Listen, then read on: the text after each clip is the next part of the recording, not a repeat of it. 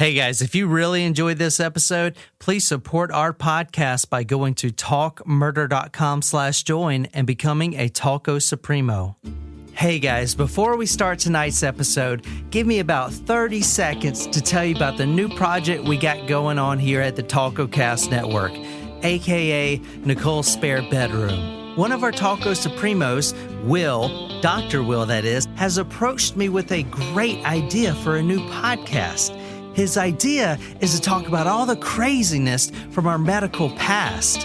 For instance, ladies, did you know the vibrator was actually a cure for women's hysteria? So type in quackery on whatever podcasting app you use and subscribe today and help us build a great podcast. Hey guys, we made it to 2020. Happy New Year's, y'all. So, where are we going and who we killing tonight? Well, I thought we could start off the new year with a little bit of the Dark Lord himself. So in this episode, I will talk about both the mysterious and fascinating death of a 16-year-old genius and dungeon master. And I'm also going to combine the story with the 80s American hysteria known as the Satanic Panic. This topic is one that I find super fascinating, so please stay tuned for more episodes related to this crazy time of paranoia in our history. So, it's going to be a wild, wild ride, so buckle up and let the festivities begin.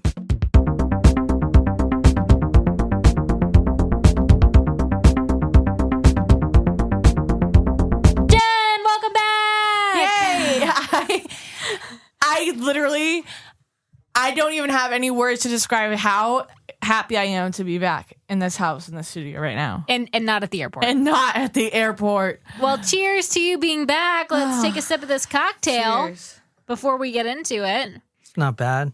I don't hate it.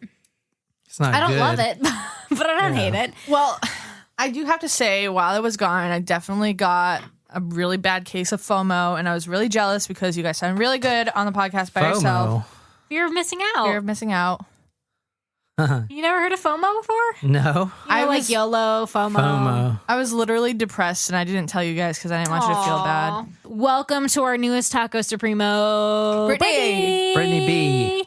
Brittany B.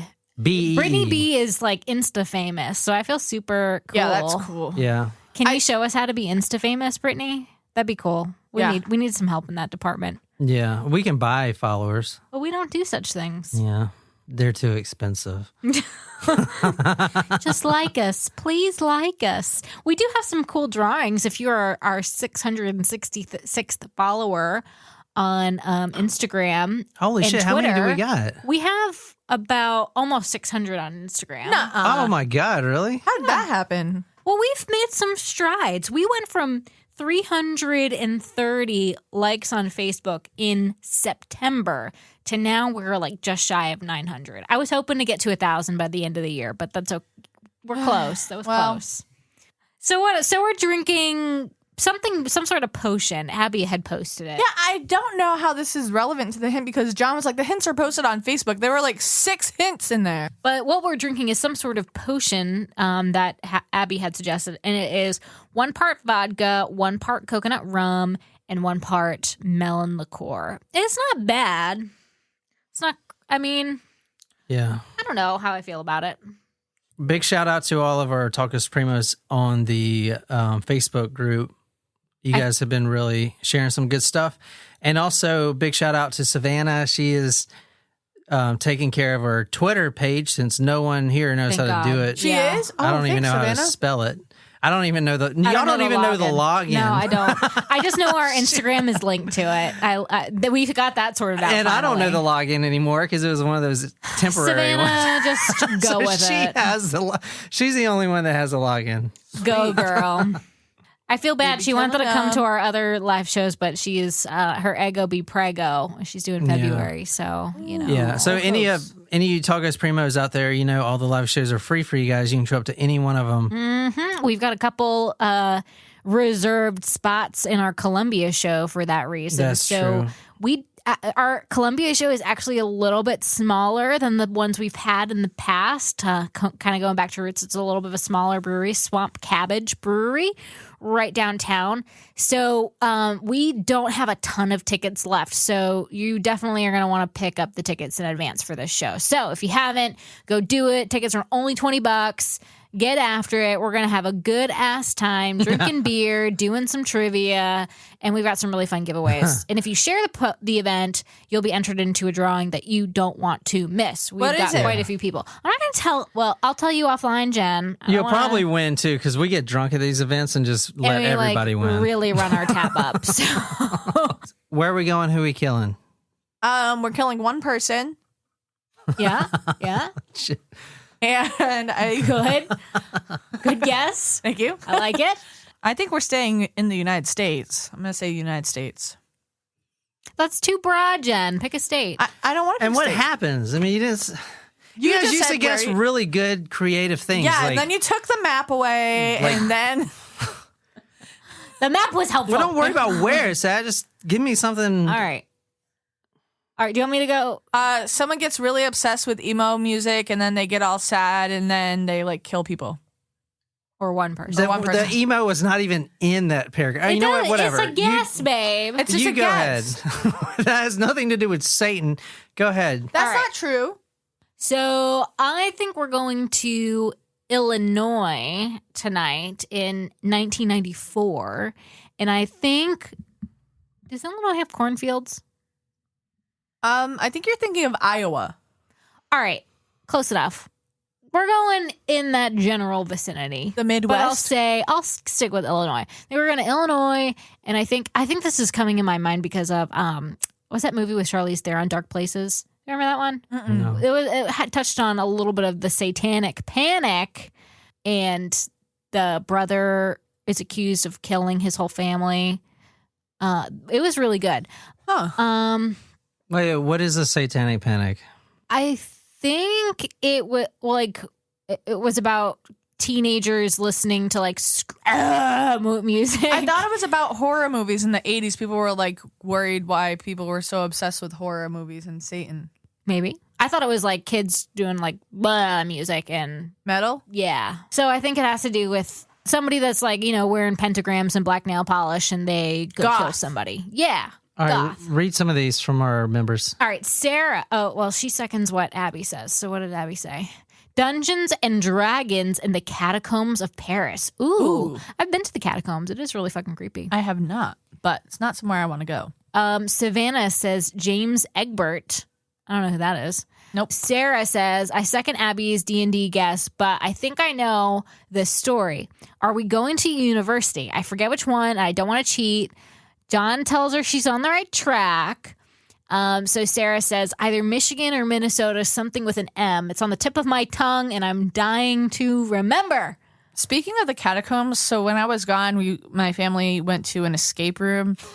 The theme was like this, daughter who died, and the old aunt also died, and left you an inheritance. Anyway, it was really effing creepy, and we all know I don't fuck with ghosts. And at a couple points, there was loud noises and bangs, and it was not a fun time to be had. I don't know how I feel about doing an escape room, but no, it was fun. It was fun. It was challenging, but the theme was not something I liked. If it was a different theme, then I would probably be down with it. But I didn't like the spooky stuff. Oh.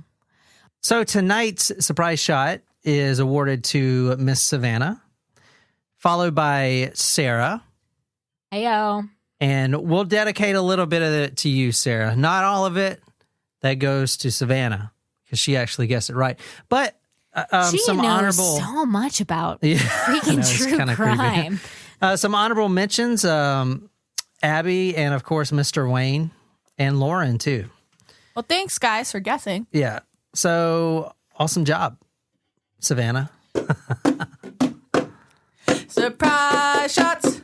Surprise shots. We don't know what they are because they're a surprise. Wow, that felt really good. I missed my bongos. I know, we couldn't do the surprise shot song without you. I thought about it and I was like, no, I just can't. If you did, I probably would never have come back home. Oh. Oh, cucumber. Oh, that wasn't bad. I liked that.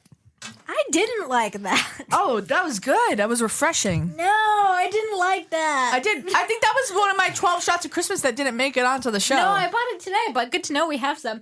All right, well, let's get started with tonight's episode. Nicole, you were pretty close. Jen, I don't even think you guessed. I said the United States, so I win. But I usually cut yours anyway. So. Yeah, I know. Like, literally, you're like, hey, guys, where are we going and who are we killing? And then Nicole answers, and then it's just like, nothing from me. I've been doing that on purpose. I know, which is why when you guys recorded, I was really sad. I'm like, maybe they really are trying to cut me out. What do you mean? None of my content gets in. Jen, enough of your content gets in. A lot of you talk more than her. It's true. If I didn't read, I wouldn't say much. That's why recording without you was so painful, because I had no one to like banter with, because whenever I would say something funny, John would be like, huh, yeah. You didn't want to be on that story anyway. That was a really rough And then one. he would just move on, and I'd be like, Did you even okay. listen to it? I listened to part of it. All right, tonight we're going to August 15th, 1979. And you guys weren't born. correct. Neither were you, though, sir. No. I was a thought. That is 2 days and Were you, though?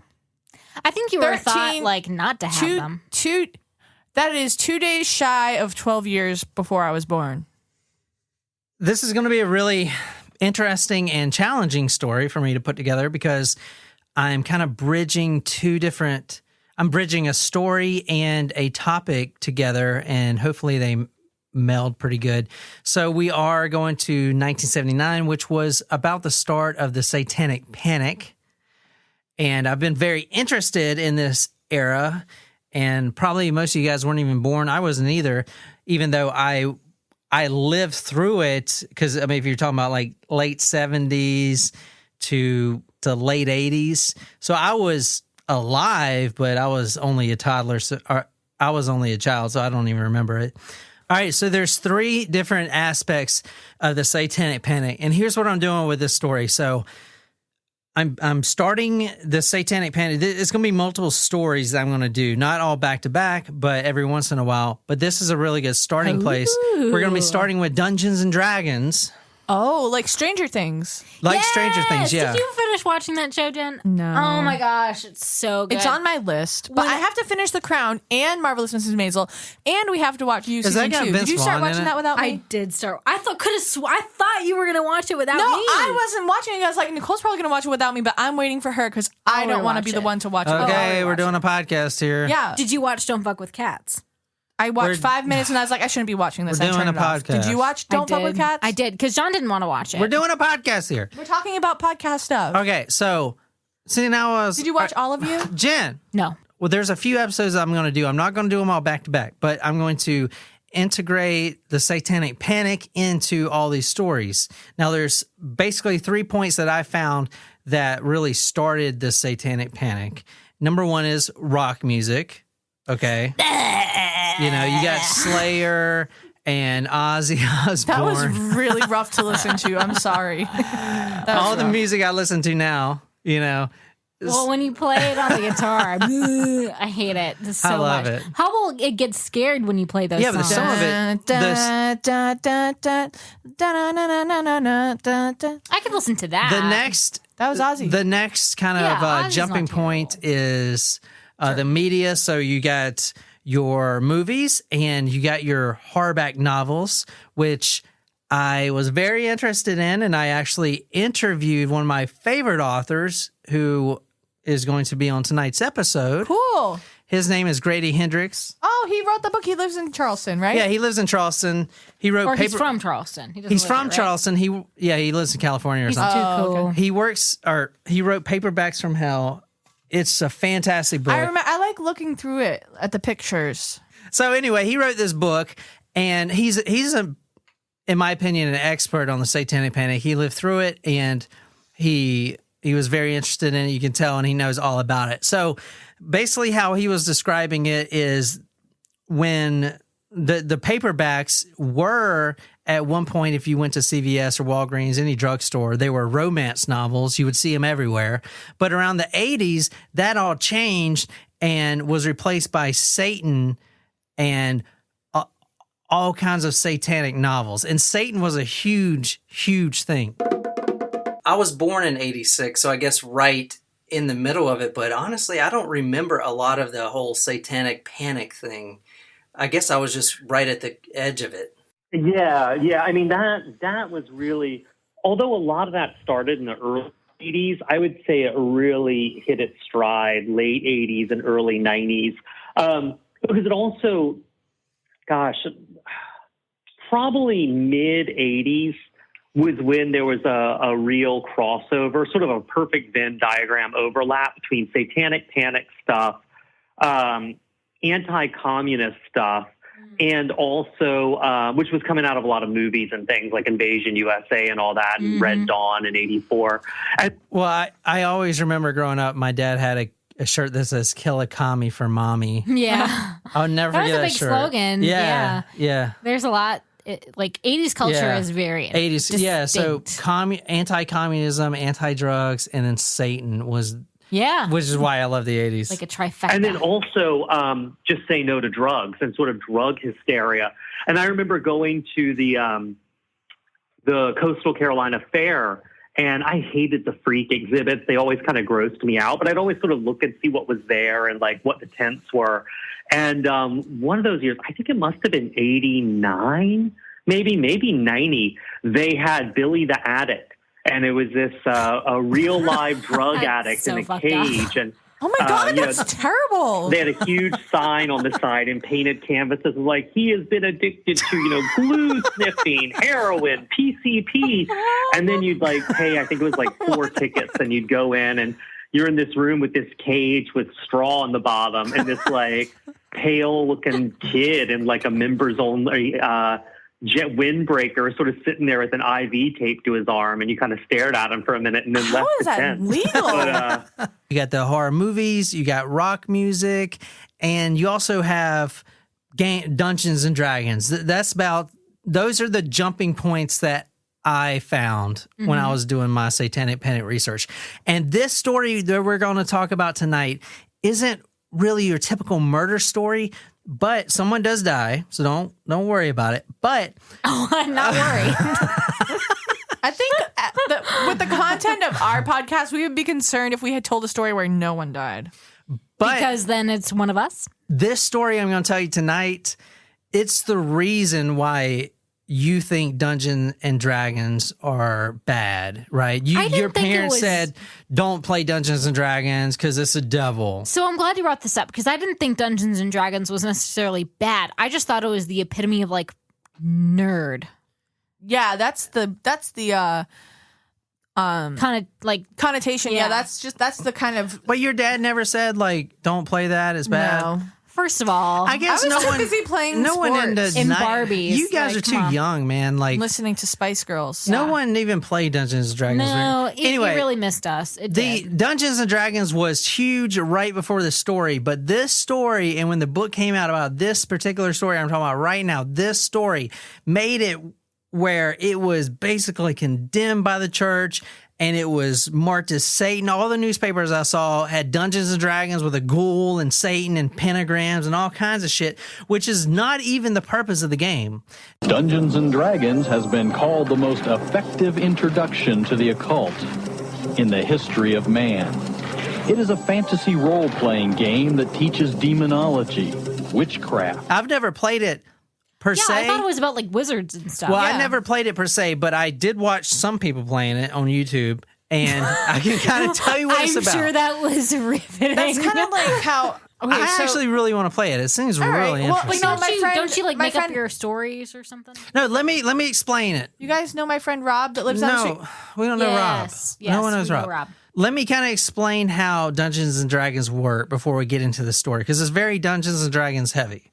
Okay, so you have first a dungeon master. Now, he is the guy that creates the entire experience in his mind. So, all right, let's say you're a wizard, Nicole, and you're an elf. or a warlock or some shit. I don't know. I would, well, it would be witch. A witch. Number one. Well, I'll go with elf because that's like a witch, absolutely opposite. or something that rhymes with it. Shit. I'll give you something that rhymes with it.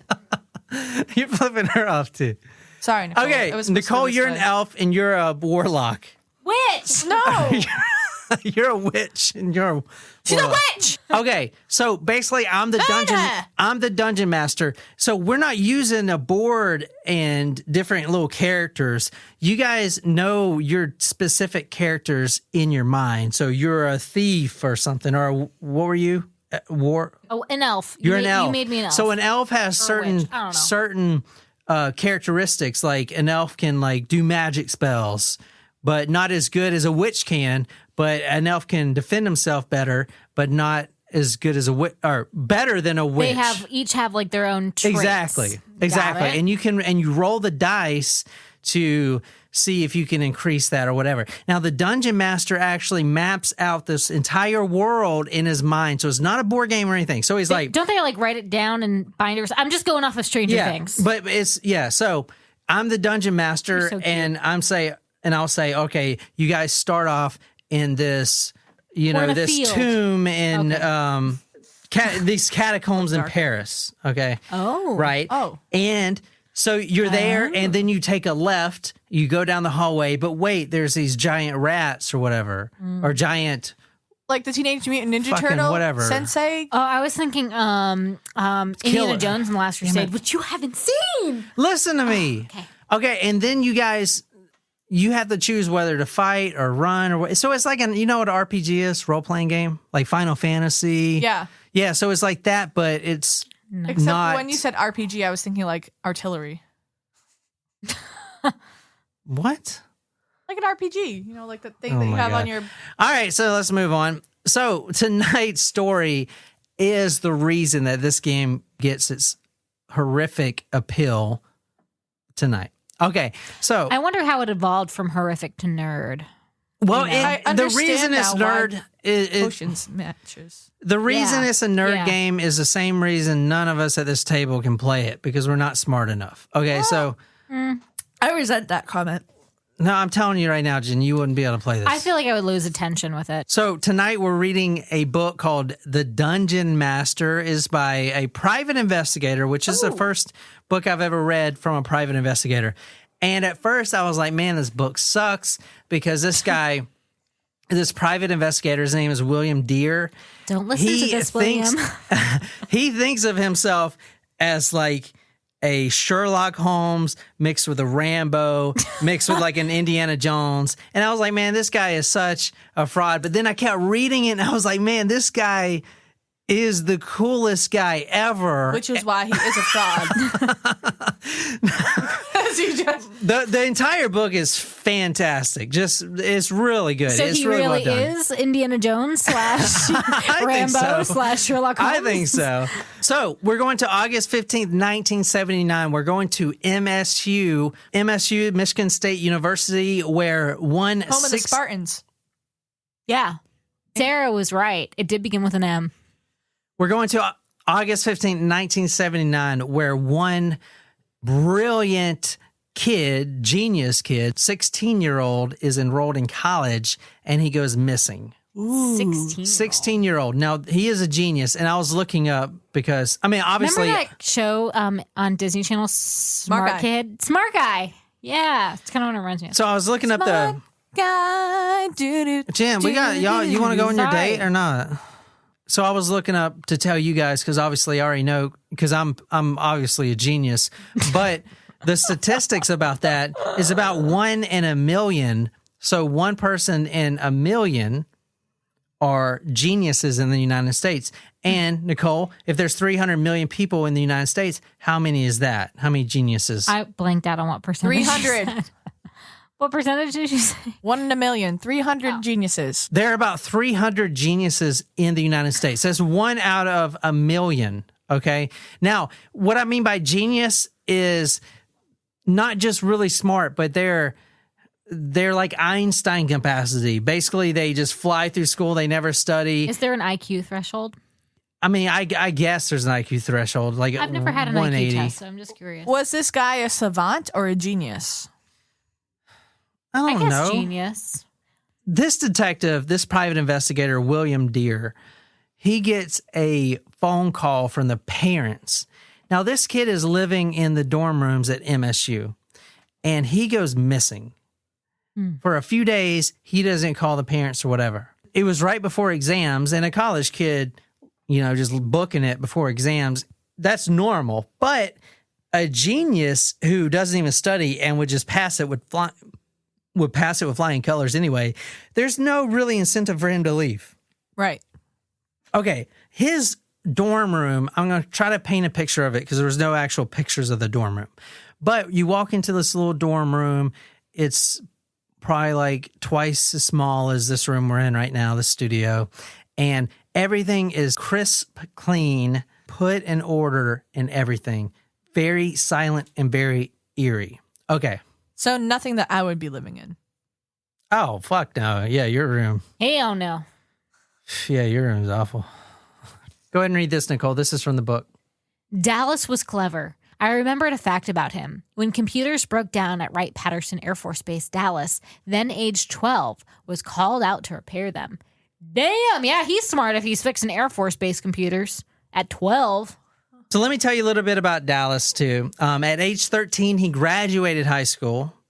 I'm also in that category. Oh, graduated, not got expelled from. Okay, never mind. He placed second in Ohio in the Ohio math competition. Oh, I thought you were going to say geography B. I was like, God damn it. He placed, you asshole. He placed second in the geography. He one-upped me. Oh, shit. Nicole is our third place geography B winner. He was a member of the National Honor Society, and he was in... too. Me too. I was too. All right, well, I'm taking that out. He was also in the Honors College. He's going to take out where I say that I was, but he'll leave in where you were. We're talking about James Dallas Egbert III, and let me show you a picture of him. Name sounds familiar. Well, one of the Supremos cast, Egbert. Yeah, I know, but This the is name him just right sounds here. familiar. Well, if you think it sounds familiar, it's also because this guy right here on the right made a movie about this story. Hey, Tom Hanks. Tom Hey! Hanks. There you go. No shit, really? Yeah, so the movie's called Mazes and Monsters. We got to watch this. It's about this story. Yeah. Robbie! Pardue, what are you doing? Going to join the Great Hall. You can't. It's a trap. I have spells. I'm going to fly. You don't have enough points. I am the maze controller.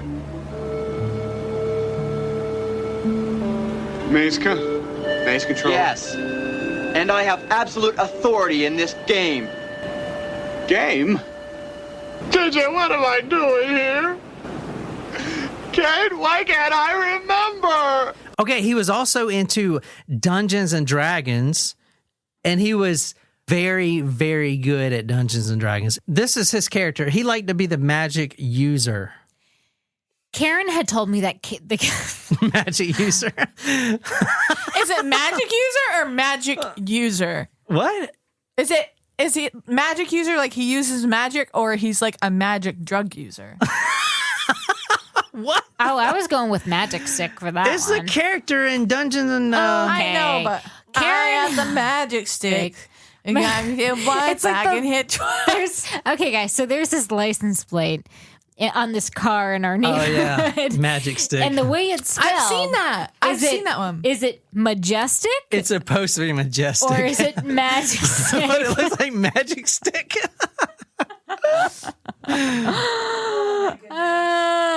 Karen had told me that the character Dallas most liked to play was the magic user. This was the role he chose in his fantasies, the form he took to confront the countless monsters awaiting him along the path. Remember, he's at a college with, 18-year-old, 19-year-old, and he's 16-year-old, and he's tutoring everyone because everyone else is failing, and he is just not even studying, and he's passing everything. He's a genius, and he's not just really smart. Was he like a cool kid, though, or was he a nerd? No, it's not like that. The more I started learning about this kid, it's not really that he's really smart. It's like, I went to college at, 16. He is known nationwide as a genius. I mean, because there's only 300 of them. Right. So they're like, almost He's like a protected by Mensa. society. Yeah. You know what I'm saying? They're like kind of pampered through life. Does that make sense? Right. Like, yeah, as a genius. Like an endangered species. Exactly. Yeah, an endangered species. Captain Furman Badgley of the MSU Campus Police later agreed with me. All his hobbies had to do with the challenges to the mind, Captain Badgley said. Competition for him was in his brain. Without a challenge, he got bored. This episode, I really want to tell you the story of James Dallas Egbert and the Dungeons and Dragons, but I also want to bring you into the start of the Satanic Panic. So there's a few pieces of media that actually really jump started it. I'm putting Grady Hendrix's, he's got a really good TED Talk, and I'm putting that on Talk Murder. It's fantastic. But he was telling me that there was one book that kind of really spawned it off, and it was called Michelle Remembers. This book is insane. So this book was late 70s.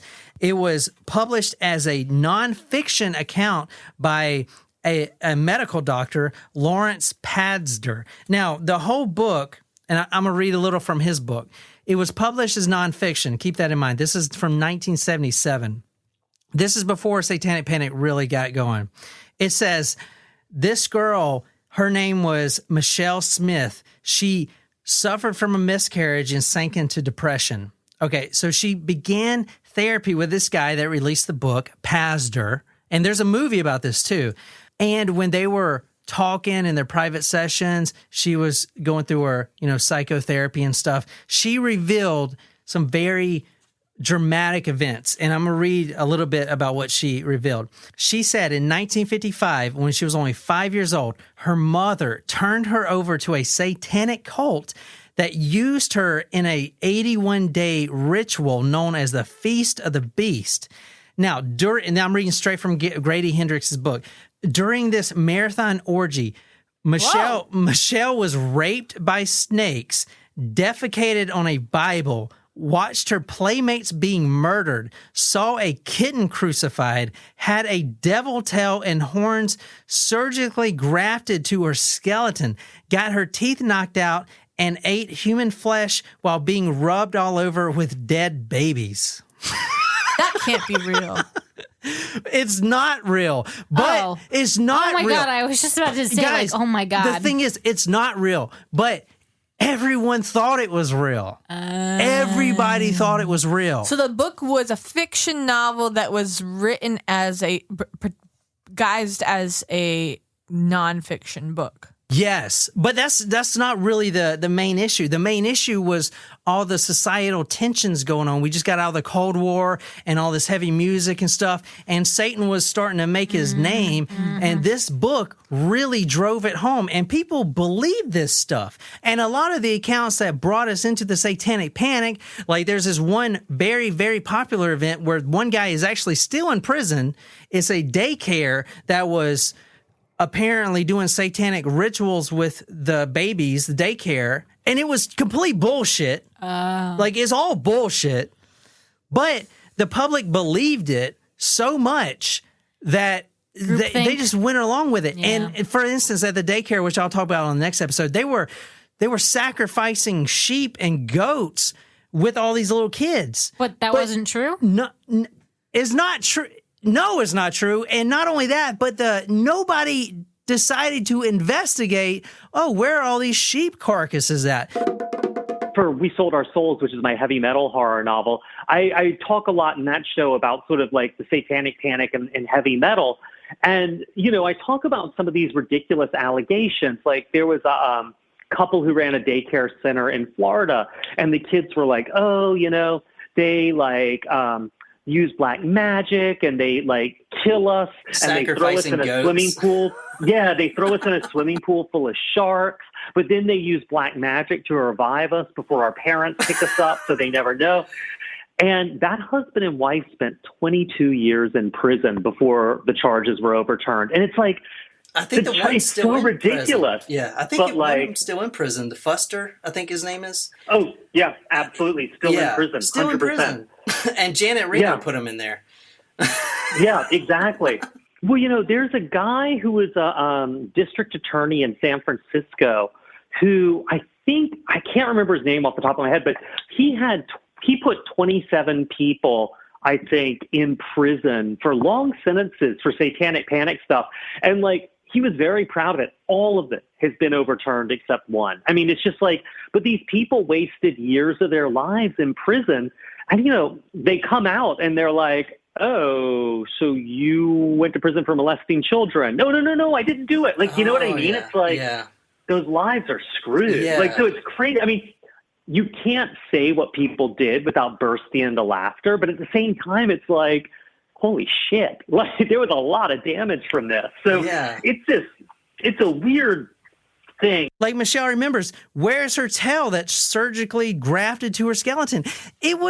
They just went along with it. The public, Americans, all of us, we just went along with it. I mean, you had me until you said horns and tail grafted to her skin, and I'm like, but this is not real life. People just bought it. And that's the thing about the Satanic Panic. It was fake news before it was fake news. But people bought it as a truth, and then that spawned all these paperbacks, which made things a lot worse and more interesting, in my opinion. There was a real gold rush with the paperback covers for horror paperbacks to really like, it was almost an arms race. Sorry, not a gold rush, an arms race to capture readers' attention. And that meant as the 80s turned into the 90s, getting grosser and gorier and more out there. And at the same time, it wasn't like a movie where like you would go to a theater or a video store where you'd have to go into the rental store. These paperbacks were sold in drugstores and bus stations and train stations. So you would stumble across them unexpectedly, which I think people objected to. But then the other thing is, you know, you can blame the paperbacks in a way, not just paperbacks, I guess, but publishing, because the thing that really kicked it all off was, I think, 1979, 81, Michelle Remembers, the book by Michelle Smith and her therapist, Lawrence Pasmer, you know, out of Vancouver, saying that, or Victoria, sorry, saying that, you know, she'd been, you know, taken to the Feast of the Beast and the underground tunnels by her grandparents. And that was this, I mean, that stuff was outrageous. You know, Michelle Remembers is just, I mean, all this stuff was just so blatantly false, but Michelle Remembers is just really egregious. I mean, you know, they grafted horns to her skull and fused a devil tail to the base of her spine, made her kill her best friend. But then there's no evidence because the Archangel Michael cured her and resurrected her best friend. But it really did happen. Like, it's just, you know, Holy I mean, shit. Oprah had her on. People magazine had her on the cover. No. Oprah interviewed her? Yes, dude, this is what I'm telling you. Oprah, up your standards, girlfriend. Geraldo, too? Yes, Geraldo, Oprah, they were pushing this stuff. And the whole nation thought it was true. My next guest was used also in worshiping the devil, participated in human sacrifice rituals and cannibalism. She says her family has been involved in rituals for generations. She is currently in extensive therapy, suffers from multiple personality disorder, meaning she's blocked out many of the terrifying and painful memories of her childhood. Meet Rachel, who is also in disguise to protect her identity. That's why it's so hard to.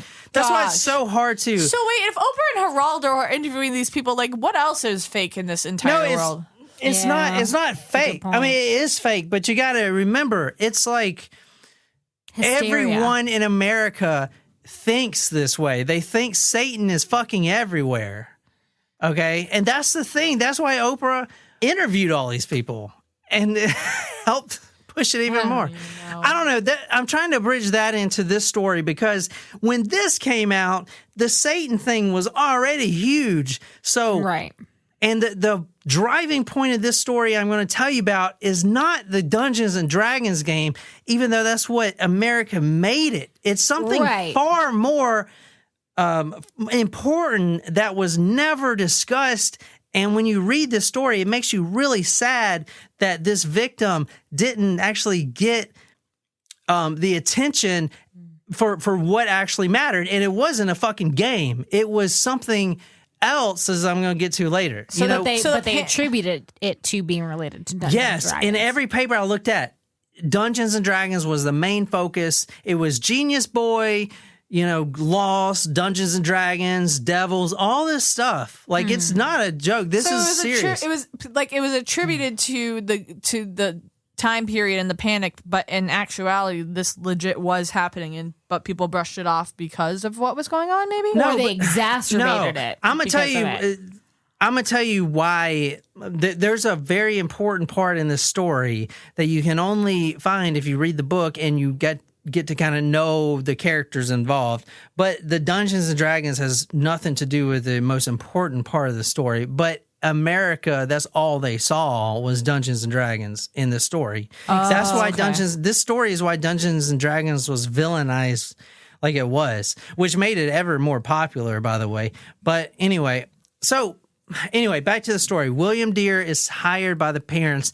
He goes into the dorm room. Dorm room is spotless. Okay, there is a few things that he notices. One, there's a cork board on the wall, and there's push pins in it. Now, this is Dallas's room, and it kind of looks like a map, if you want to read this, Nicole.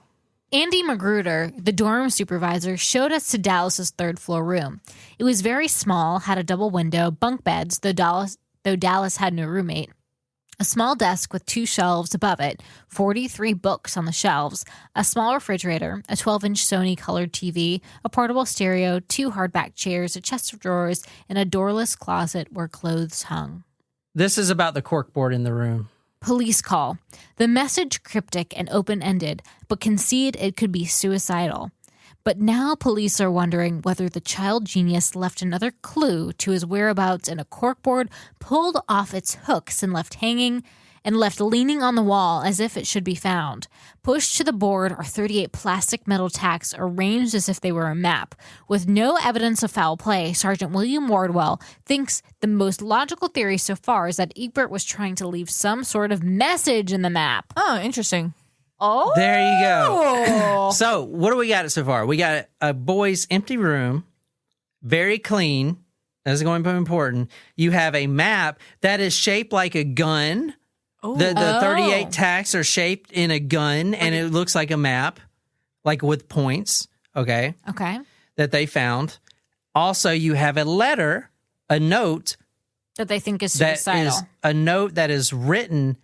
And I'm going to tell you, they did a handwriting test, and it was not a match to Dallas's handwriting. But the note says this. But that's interesting, though, those other points, because usually when someone commits suicide, they usually either start giving away stuff or they clean their area. And the fact that the note was the map was in the shape of a gun, it's also very interesting, too. So I can see why maybe they thought it was signs of suicide. And here's what the note said. To whom it may concern, should my body be found, I wish it to be cremated. Oh. And that's fucking weird. Yeah, so it wasn't written by him from what they found out. No, all right, now this is a very interesting story. That's also fucking You guys crazy. are going to love this story. Jen brought up a really good point, and it made me want to ask this question because I'm going to read this. This is from the book. The room made me doubt my suicide theory. This is from the private investigator. My experience with suicides has been that older people have an urge to put their affairs or their living quarters in order, but that young ones do not. Everyone they've interviewed, all of Dallas's acquaintances, said he lived in a pigsty. Papers everywhere. He was doing chemistry experiments. It was a mess. They do say that people with a higher IQ have messier workspaces and living quarters. So I mean, it doesn't make me feel that bad about Jen's my life. like, I'm a genius. I'm not saying I'm a genius. I definitely, am not. But I was messier a lot when I was younger.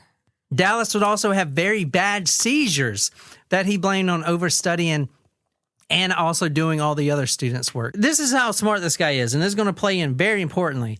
This is from the book. Dallas had been experimenting with the extraction of pure nicotine from cigarette tobacco, a smelly, messy, and even dangerous project, and one very hard to conduct in a dormitory room.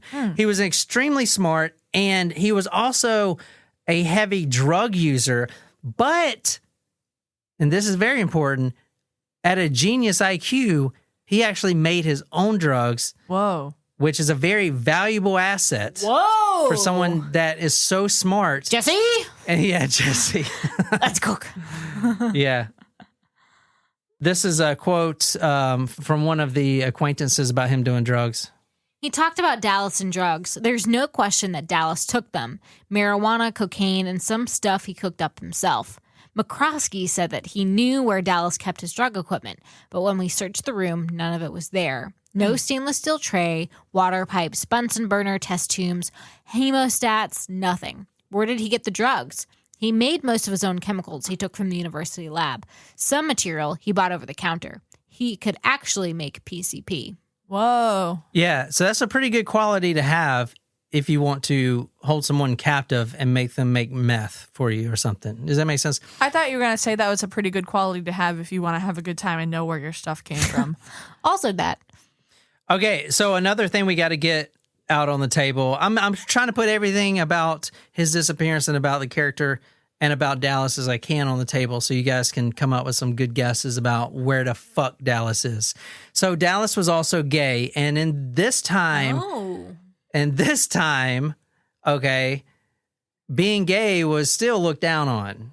And with the Satan thing, a lot of it was the devil kind of stuff. That's why we're tying in with the Satanic Panic. But he was definitely homosexual, if you want to read this.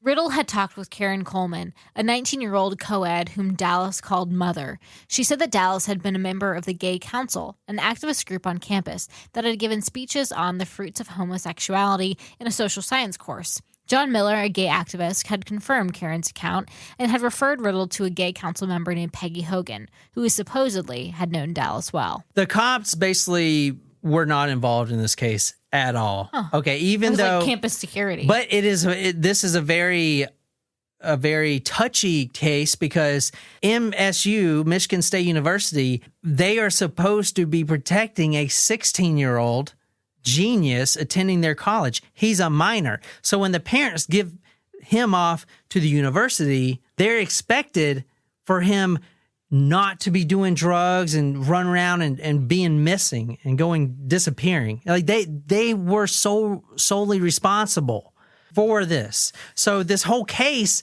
they're trying to avoid the media persecution that they should get because they had no control over the situation at all.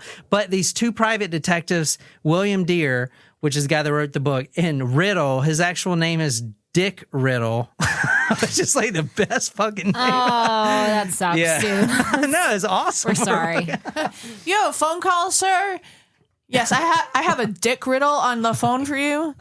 The fact that he was gay in the Midwest as a young teenager who was already a target on campus is not helping him. I mean, it almost reminds me of Laramie. You know, the Laramie story. The kid that was tied to the tree in Laramie, Wyoming. I don't think I do. Matthew, what was his last name? I don't remember his last name, but there's a whole book on it. It actually was made into a play, The Laramie Project.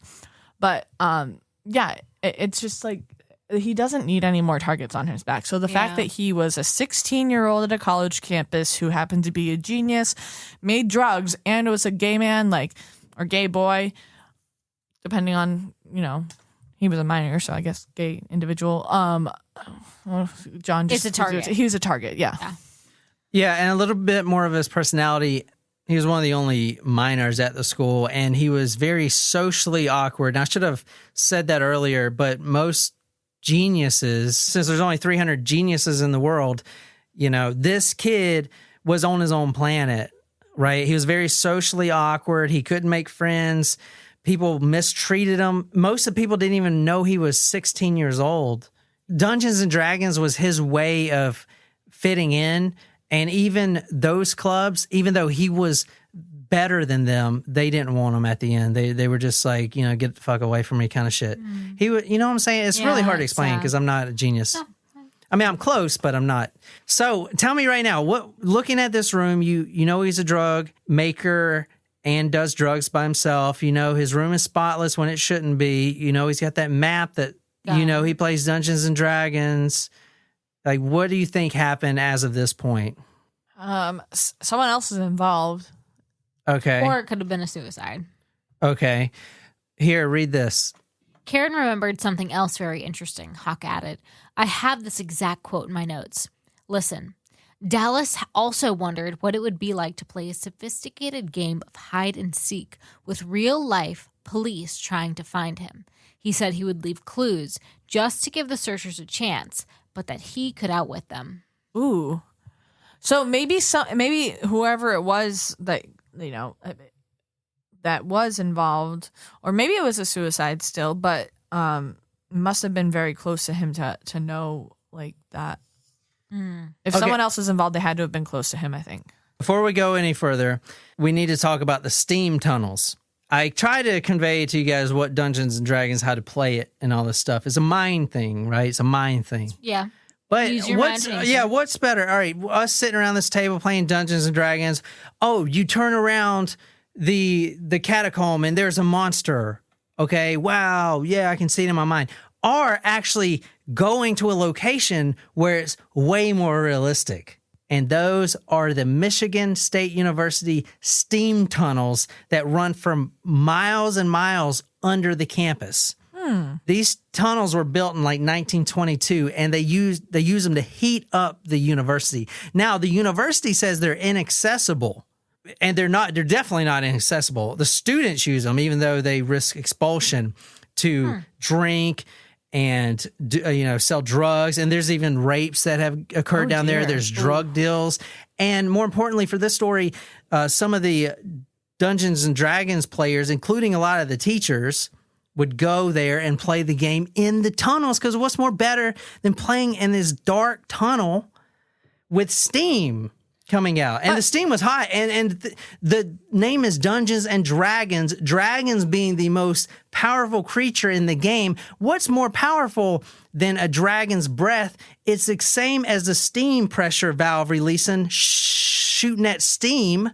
I mean, think about it in your mind. Yeah. It makes it more realistic. My question, which you have just answered, I was going to say, what were they even still active? Yes, they're active to this day. Here's a video right here of a YouTube video of someone in the steam tunnels. That's crazy, because I have a little mini portable steamer to make my clothes not wrinkly in the mornings, and that shit is hot. Like, I have been burned multiple times. Oh, yeah.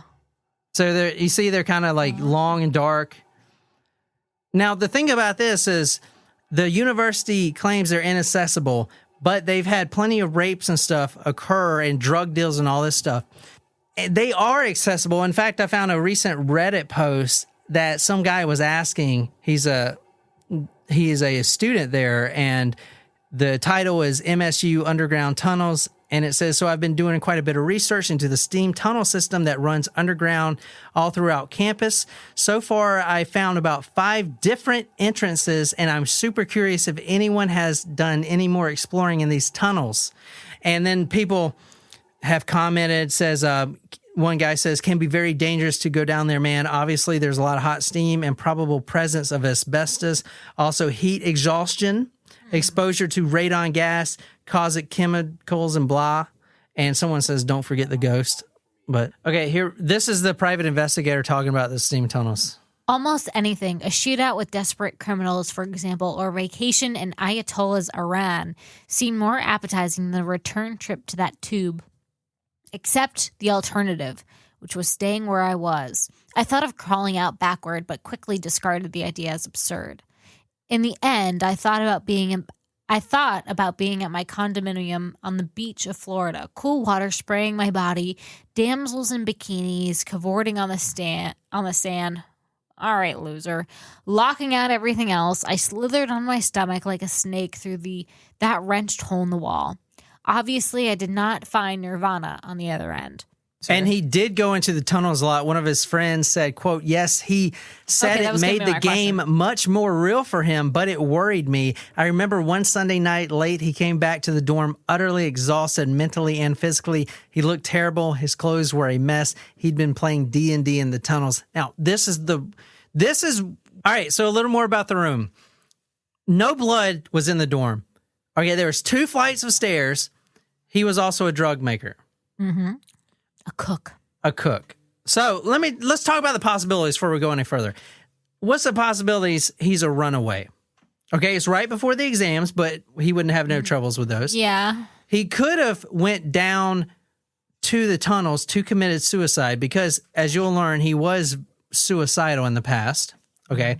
He could be held hostage right now by either a group in the gay community and being passed around for sex by a chicken hawk. It's like an older man, something from the 80s. I've never heard that term before. I mean, not that I would know why that term is that term, but I've never heard that before. He could also be held hostage because he can make drugs and, they can sell the drugs he makes, kind of like the Breaking Bad thing. He also could have been in the tunnels because he plays Dungeons and Dragons in the tunnels, and he could have seen something that he wasn't supposed to see, like a drug deal or a murder or a rape, and he could have been murdered. Okay. He could also be a hostage by a rich gay man. Dallas is not only young and gay, he's also a genius. So it's like having a Picasso painting. If you're a billionaire, you have a Picasso painting, and instead of putting it in a museum where the world can see, you're selfishly putting it on your wall so only you can see. So you could take Dallas, this genius, and lock him up in your house. Now only you can have him. That's kind of how they were explaining it. Also, my favorite theory is he could be playing a game of D&D in the tunnels, and he could be hurt because he does have seizures, and he could be needing help right now. Oh, that's a new detail. If he was a runaway, he has no money. He's taken no clothes with him. All those clothes are hung up. He's too young to be hired anywhere, and he looks way too young. He has no car, and the private investigator checked all the bus stations and the airports, even the small unknown ones. No one has seen him. Nothing. Where is this guy at? Like, what the fuck happened to this kid? He can't go anywhere. He ain't got no money to go anywhere. Is there a body? Was America just overreacting about all of this, or were demons really molesting our children? I don't know. Well, it's interesting. No, it's actually an interesting question, right? Because it's like, did this just come up whole cloth? Like, what was it? And like, I can't figure it out. Like, it seems to be this real overlap of a bunch of different trends. There was this real trend coming into the early 80s of protect your children. People are after your children. We used to get warned at school, be careful at Citadel Mall because they're Moonies and they'll abduct you in their vans. I don't know why they picked on Moonies, but Moonies were the thing. So that was going on. And at the same time, there was this idea that free-range parenting of the 70s and also partly of the 80s was sort of a bad idea. Like, you wanted your children to achieve, so you need to be more hands-on with your kids because who knows what would happen if they're out of your sight. What were they doing? Playing video games and slacking off and listening to heavy metal. And then there was the whole, like, fundamentalist Christian religious right and that conservative social stuff that started in, where you had people like, Bob Larson and stuff with their radio shows about, Satan getting in everywhere and all this. And you had the beginning to this sort of idea that there was a war between two Americas, sort of a liberal, gay, drug-using, devil-worshipping America, and then a sort of like, God-fearing, hardworking, much reviled, needlessly so, conservative Christian America. But there was also, there was real child abuse out there. Also, I mean, in numbers that I think people are just coming to terms with in the past decade, like the prevalence and amount of child abuse, and the more unthinkable thing in child abuse, which is that most sexual abuse of children comes from someone they know. So it's not some stranger in a white van. It's your brother who's their uncle who loves them, but who has a mental illness. Like, or it's your husband who, you know what I mean? It's like, so I think there was, I mean, like, I don't think it was demons, but I think it was, I think there was child abuse, and I think we just couldn't deal with it. I mean, look, if you read the book, you'll get a better overview, but so we don't make this episode 7 hours long. Dallas was found. Okay. Now, when In they went to the tunnel and they found the place where Dallas was to begin with. There was a blanket, which you don't take blankets down there. I mean, people just go down there to drink and party and have What if he was having a picnic?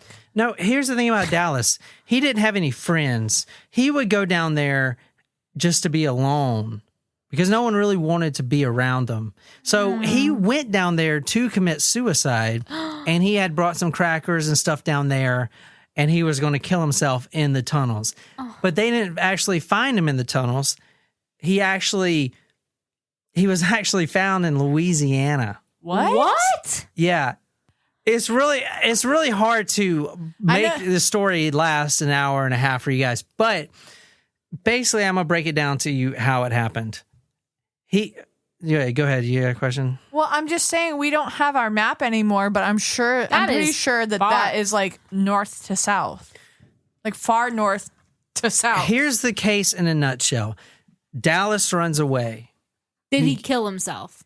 He didn't kill himself. He was going to kill himself in the tunnels, okay, at first. He's tried to kill himself numerous times before because the pressure from his mom and all the pressure he's going through, being better and better and better and better, you know, he was just sick of it. And no one the thing about it, no one wanted to be his friend. Everyone failed this kid, everybody. Oh, that no hurts one my really, heart. and to have a genius like this such a that are waste of socially talent, awkward, too. and exactly, they're socially awkward. They can't get along. They can't adapt to everyone else because they're one in a million. They have to be catered to a certain way. They have to be grown up. They don't think like us. No. Not only that, but his friends, they weren't even friends. They shunned him, even though, and the Dungeons and Dragons was the way that he can, you know, fit in, and they still didn't want him to fit in. They basically pushed him away. He didn't have any friends. He goes to this college at 16. He has no social life whatsoever. He's gay, and he's got constant pressure to be the best ever. People are just using him so they can fucking finish their calculus term papers or whatever. He's doing all the work. It's a very heartbreaking story. Heartbreaking. So he goes down there to kill himself or to at least think about his next move. And that's why I think associate Dungeons and Dragons with like the nerdy versus Satanic Panic and like that. Oh, it just hurts my heart that people make fun of people for that. He really did does. leave the map there because he wanted the investigators, he wanted a hide and seek game. Because, like I said, and most people, you would just be like, oh, what a dick or whatever. But this kid, like, it's very heartbreaking because this kid was failed by everybody, basically. Even his parents. His mom is the fucking worst. You know, and you're about to see in a minute. But basically, here's what happened. He runs, he goes in the tunnel, and then the papers and the news media start going wild. And I mean, if you go into the newspaper archives and type in his name, there are thousands of papers from all over the country. I mean, it's like the biggest case I've seen. Everywhere is like, where's Dallas? Genius playing dragons in the tunnels. Is Genius Boy dead? Is Genius Boy, did he run away? It's fucking awful, you know? And he goes and he stays with this older man that's a gay man, okay, that one of his only contacts. And basically, as things started heating up, so he's staying at his house during this, but he's all over the news. And these private investigators are getting really close. They're asking really tough questions and stuff like that. And people are getting really scared. So they basically kick him out of that house. He goes to another house, same thing. They eventually like, dude, you got to get the fuck out of here. You're too much. You know, the press is just, you know what I'm saying? Yeah. So he gets shuffled all the way down to Louisiana. Now, this is over a 28-day occurrence.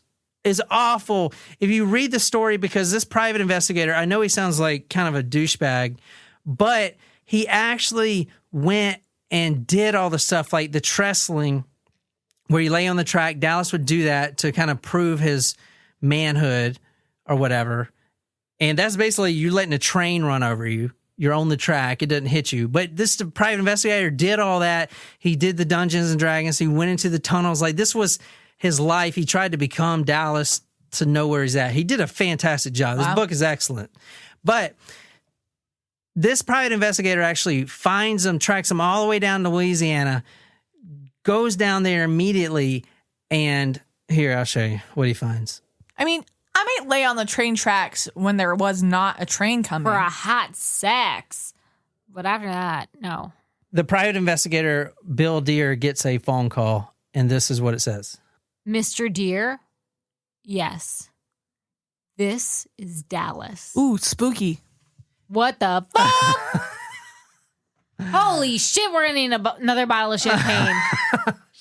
Just when we thought the story was over. The private investigator goes down to Louisiana, and he's not even sure if it's Dallas or not. But it's really sketchy how he goes into this like alleyway in this really sketchy place, and he walks in the door, and this is what he finds. I saw Dallas immediately, and I had to blink back my shock at his appearance. He was so small. He didn't look 16 years old. My first impression was of a child of perhaps 7. A waif. Dallas sat on the edge of his low army cot, feet barely touching the floor, hands clasped between his legs, head so bowed that his chin was on his chest. He might have been a little boy pounded by blows on his torture, and now defeated, with no defiance or fight left in him at all, only a pitiful accepting despair. Whatever he had experienced had crushed him. Hunched over, Dallas might have been mistaken for a gnarled little old man, huddled up into a small package and trembling from a cold that didn't exist. Dallas's head didn't move as I entered the room, but his eyes briefly, and without real recognition, flickered up to mine.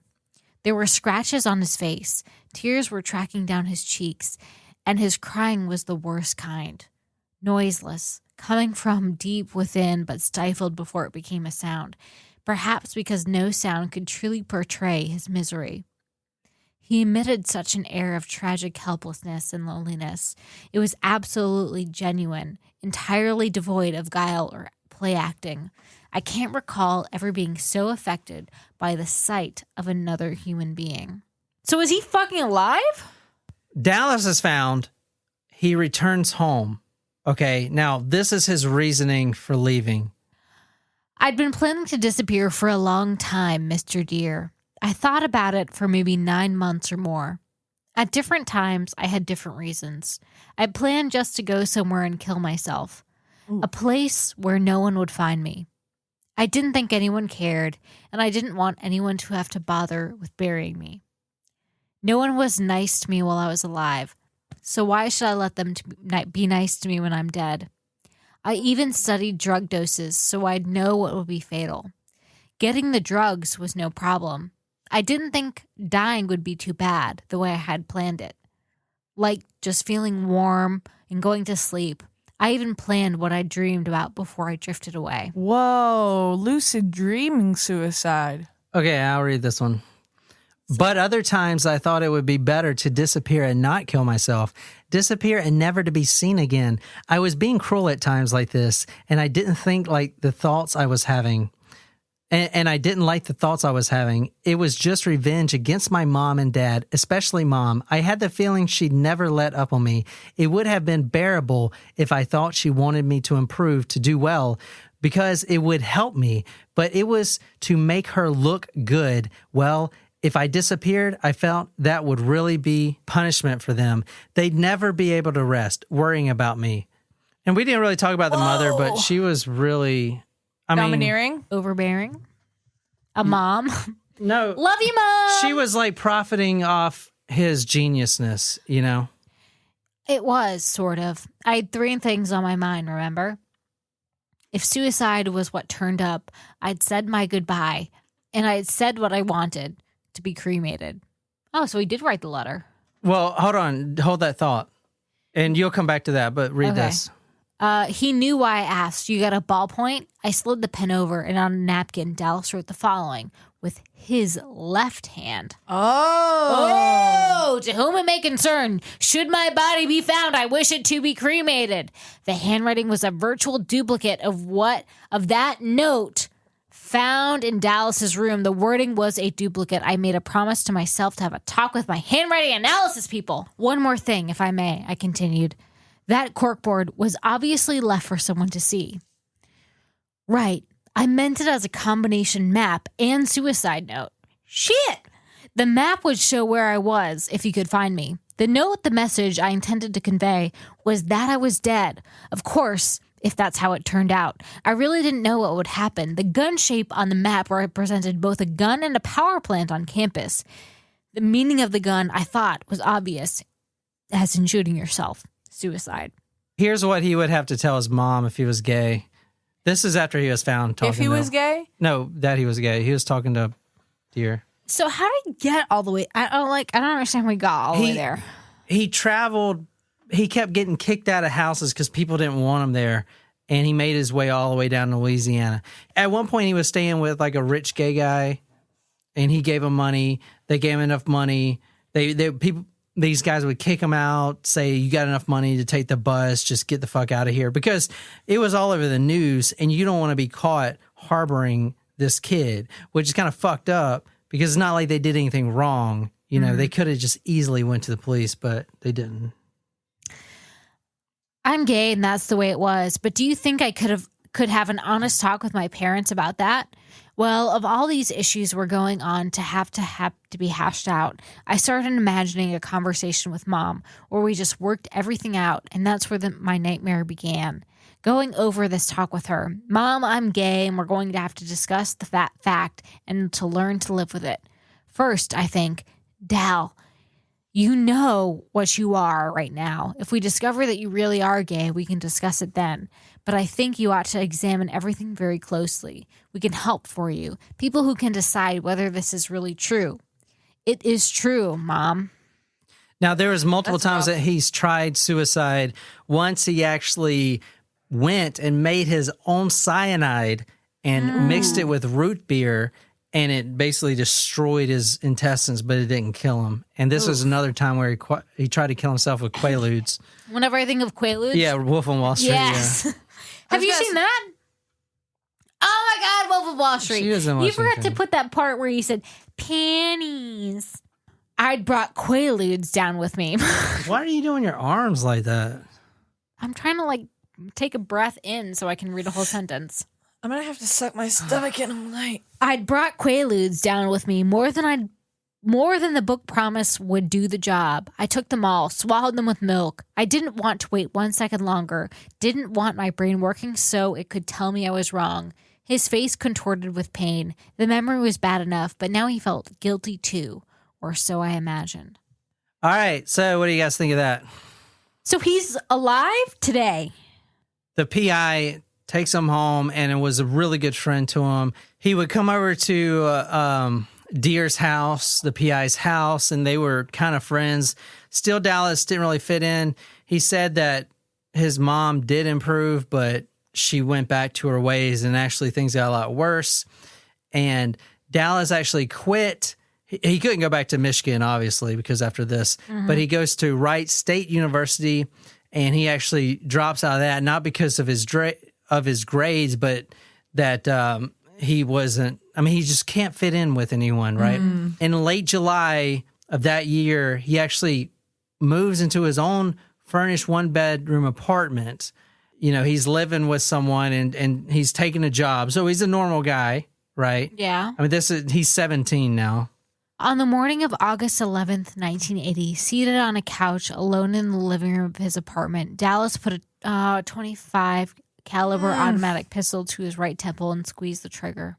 A year after he goes missing, he gets his own apartment and he puts a 25 caliber automatic pistol to his right temple and he pulls the trigger. And he's not dead. He's actually in critical condition. Holy shit. Seriously? Does he survive it? This is from the Dayton Dallas News, Monday, August 25th, 1980. For 6 days, Dallas lay in a coma. He was pronounced legally dead August 16th. Life support systems were removed from his body, and parts of his body were given to patients needing them in several hospitals. So he ultimately died. And the story, and I know I didn't really do a good job with this story, but You did. You did. It was good. The story that everyone knows is the Dungeons and Dragons. Dungeons and Dragons did this.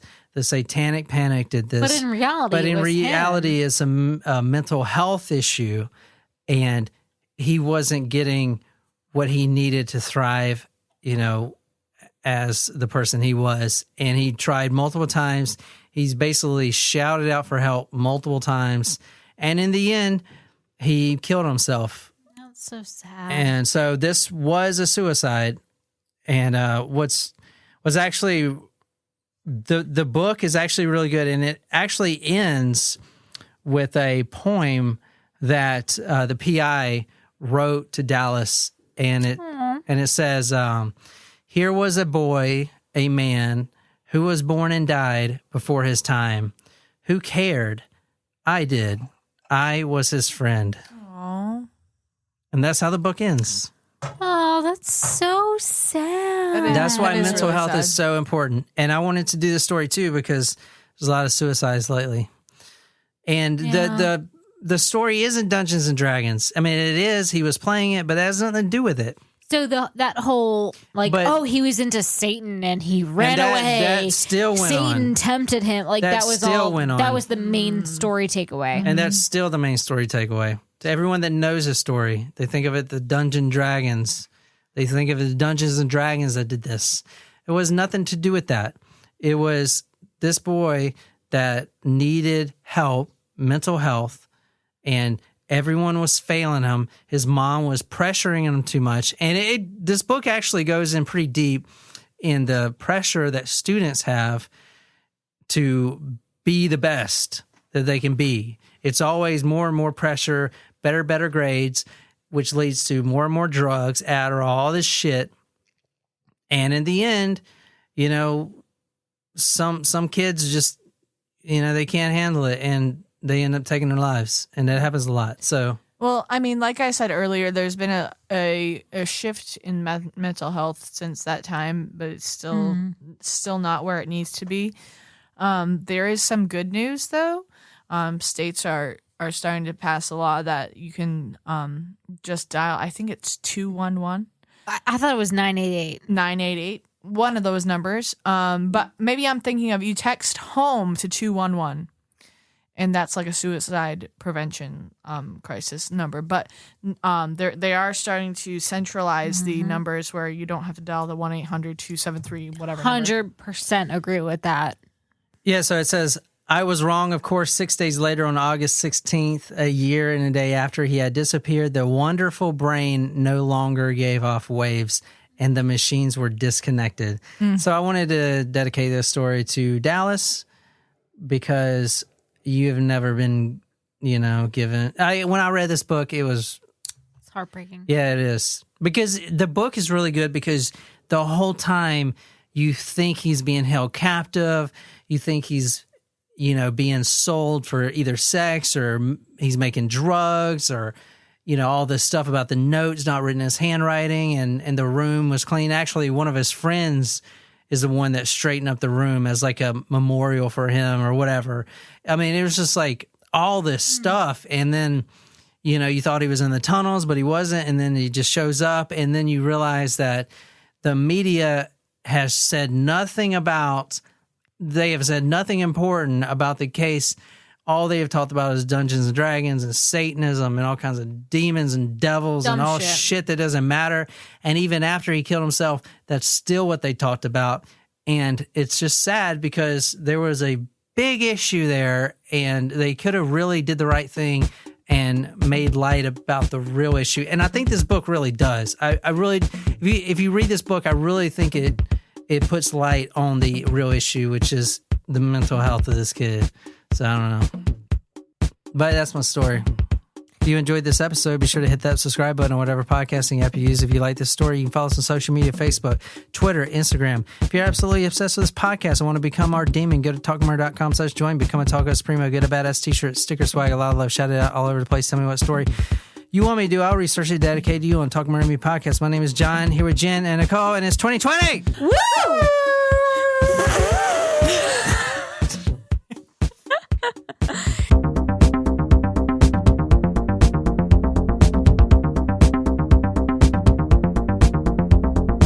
My New Year's resolution is to be nice to Jen. All year.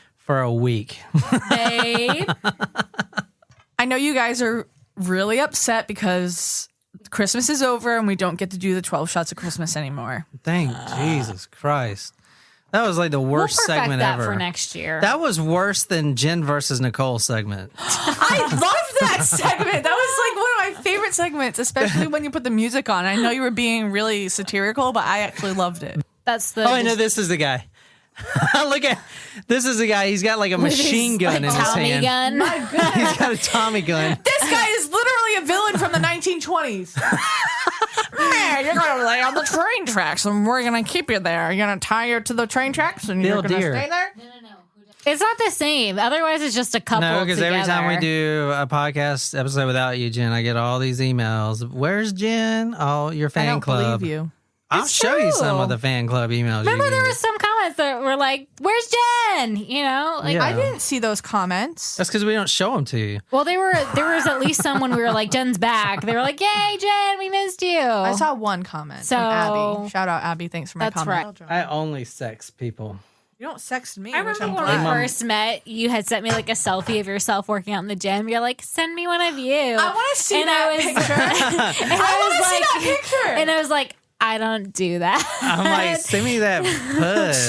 but it was like him working out. It was he's like really just his sweet. face. Exactly. Jen, I'm sorry. What are you texting?